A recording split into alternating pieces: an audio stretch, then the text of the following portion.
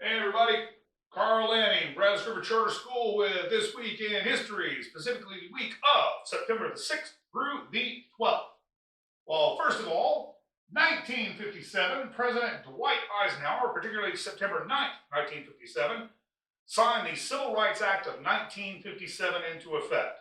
It was not a particularly powerful law, but it was built upon over the years. The states established rules for voting, but what this did give was the federal government sort of an oversight authority when it came to federal elections. The power to go after people if one citizen was keeping another citizen from voting in a federal election. Now, even though it was really a very difficult law to enforce initially, Southern Democrats, particularly Mr. Strom Thurmond, fought against it vehemently. Now, according to Senate rules, no other business can proceed as long as a senator, quote, holds the floor. So Strom Thurmond was determined to hold the floor. He holds the record for the longest one-man filibuster in United States Senate history. This man spoke continuously for 24 hours and 18 minutes. He read verbatim the voting rights laws of every state, the Declaration of Independence, the Bill of Rights, Washington's farewell address, and even his grandmother's biscuit recipe. He had a staff member in the cloakroom with a pail in case he needed to relieve himself, so that he could keep 1 foot in the Senate chamber and therefore not surrender the floor. Now, as noted above, it passed, so his efforts were for naught. Not for lack of trying, Strom. Anyway, moving on. Mentioned this fellow to you last week. We would touch on a fairly important day in his life. This, of course, is Evel Knievel. On September the 8th of 1974, Evel Knievel attempted his very famous Snake River Canyon jump near Twin Falls, Idaho. 30,000 people gathered to watch live. Now, the attempt was made in a pressurized steam rocket called the Sky Cycle 2. It was a failure. I remember watching it on television. The problem was that the drogue chute, the small chute that then would pull out the larger landing chute, deployed almost immediately. And therefore, it never did gain the speed to make it over the canyon.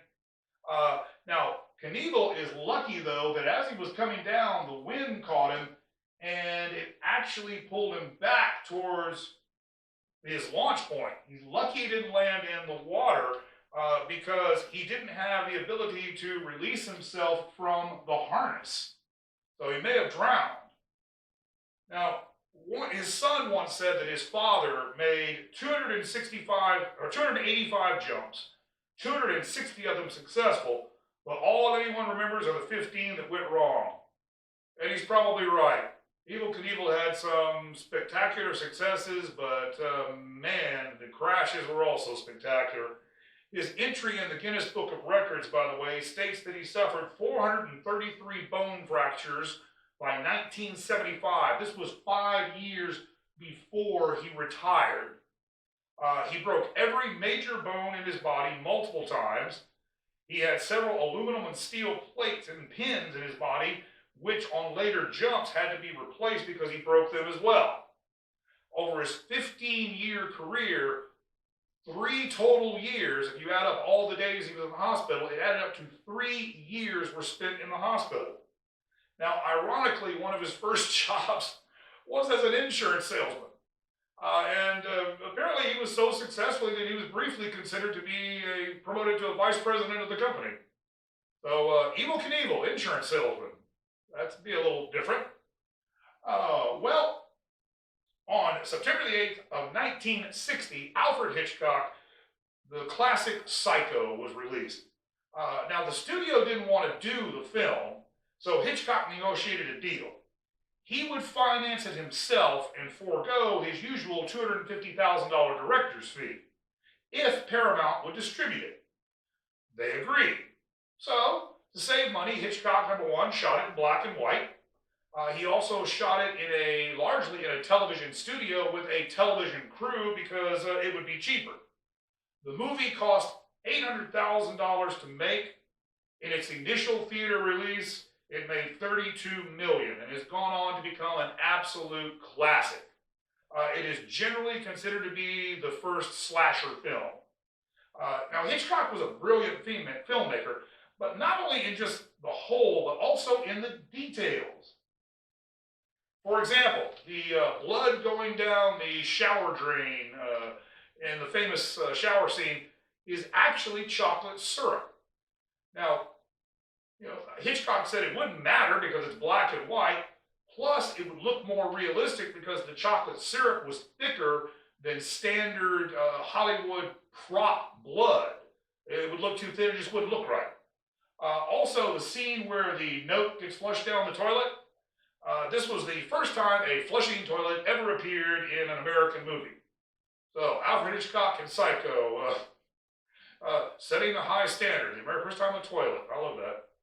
Now, on September the 12th of 1880, H.L. Minton was born. He was a successful journalist, an essayist, a critic, and a scholar, a true scholar of American English. Now, Mencken had his faults and his flaws, but he was always a man who seemed to understand his fellow Americans. And so I like to end with a couple of quotes. Democracy is the theory that the common people know what they want and deserve to get it good and hard. People do not expect to find chastity in a whorehouse. Why then do they expect to find honesty and humanity in government? And finally, a cynic is a man who, when he smells the flowers, looks around for a coffin. Well, that'll take care of us for this week, but just to let you know what's coming up, next week we'll look at how this television show may have been a form of therapy for some of the cast members. Thank you for your time. I'm Carl Lanning, Brazos River Charter School, and we look forward to seeing you right here next week.